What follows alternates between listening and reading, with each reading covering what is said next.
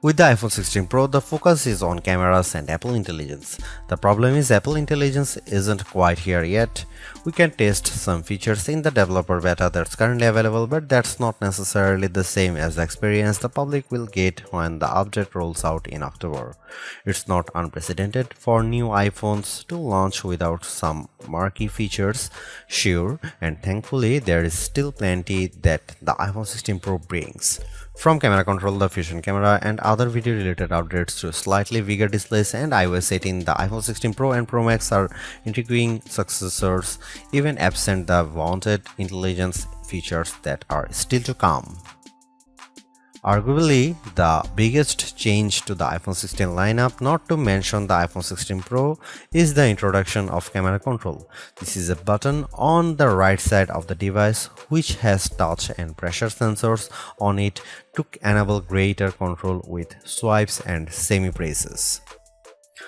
One of the things this was supposed to do was let you push slightly on the button to trigger focus, similar to what half pressing a DSLR shutter button would do. That function won't be available at launch, so I can't say if it's effective.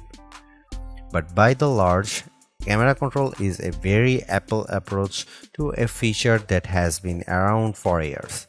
From phones by Sony and Nokia with dedicated shutter buttons to Android handsets with hardware-based double-click shortcut, the notion of quick access to your camera without having to fudge with the screen is a popular one. For good reason too. I've hated having to swipe or long press the icon on my iPhone's lock screen in the past, and even though I could set the iPhone 15 Pro section button to open the camera, it just wasn't positioned well and I'd have to give up my mute button. So, Apple isn't breaking new ground with its hardware shortcut for a frequently used app, but it does do a few things differently.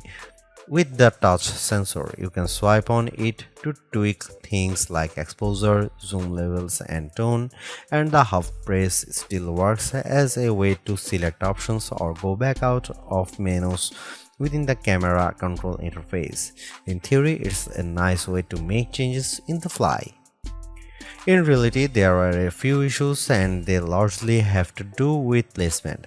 The button sits a little further from the base of the phone than I'd like, so my fingers have to reach a bit more to press it, whether I was in landscape or portrait mode.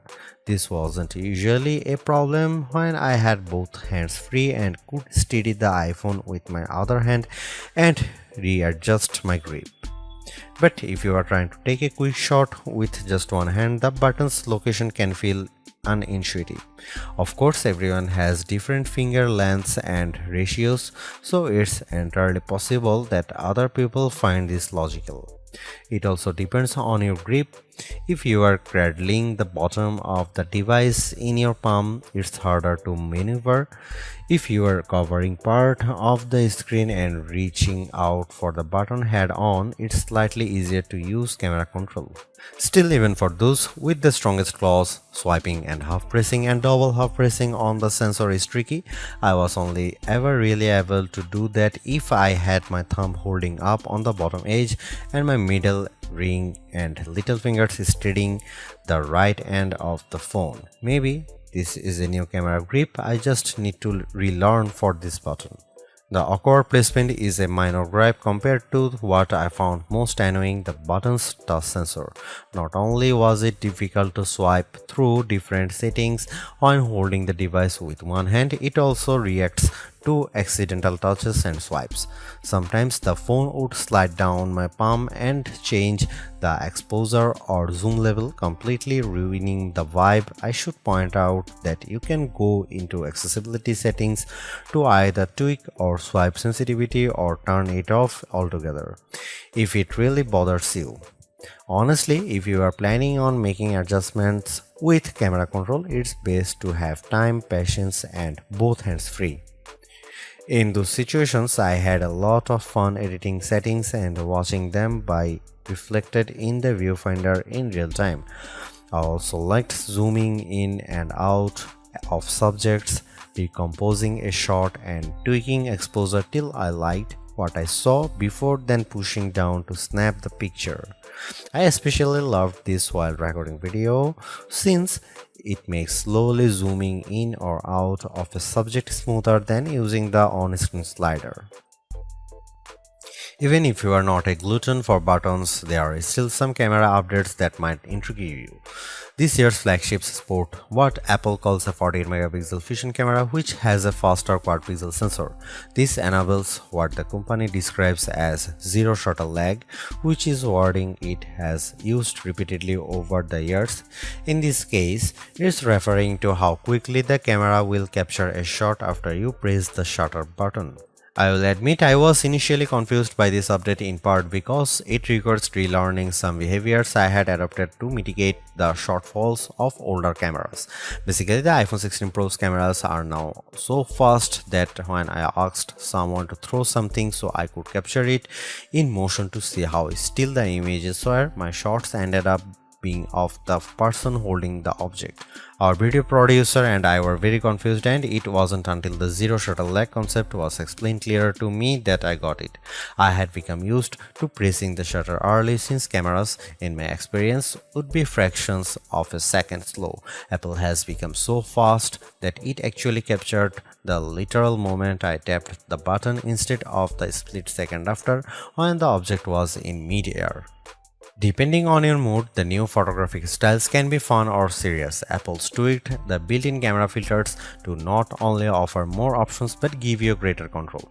Due to how the company has refined its processing each year, there is also an improved depth map captured when it detects a face in the scene.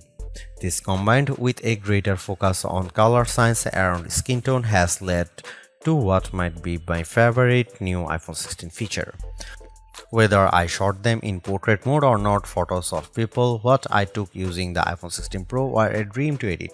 Simply switching between the standard, natural, luminous, quiet or ethereal styles already resulted in improvements to be colors and shadows, but I could also tap on each thumbnail to access the new editing touchpad and drag a dot around. This let me more precisely tweak the hues and contrast levels, and an additional slider will let me adjust how warm the image was.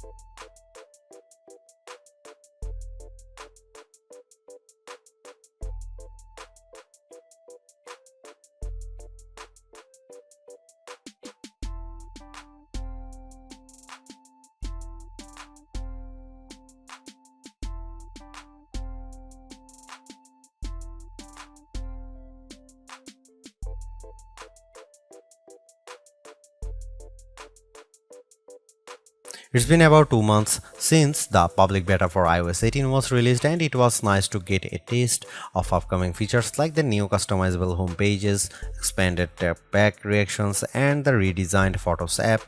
With the iPhone 16 launch, iOS 18 is basically ready for prime time with some caveats. This year, more than ever, it's hard to figure out what's coming to your iPhone and what isn't.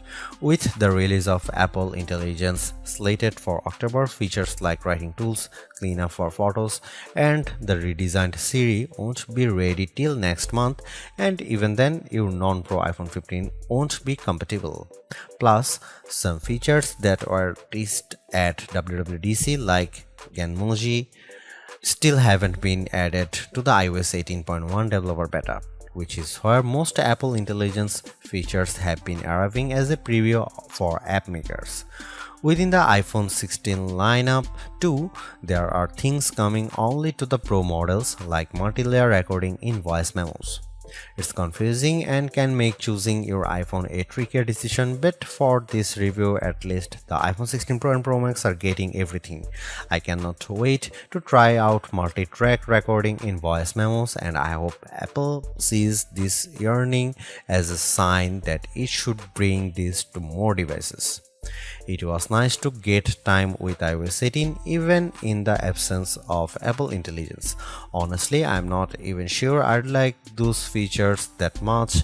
In a similar way, Gemini AI was nice on Pixel 9 Pro series but didn't feel like must-haves.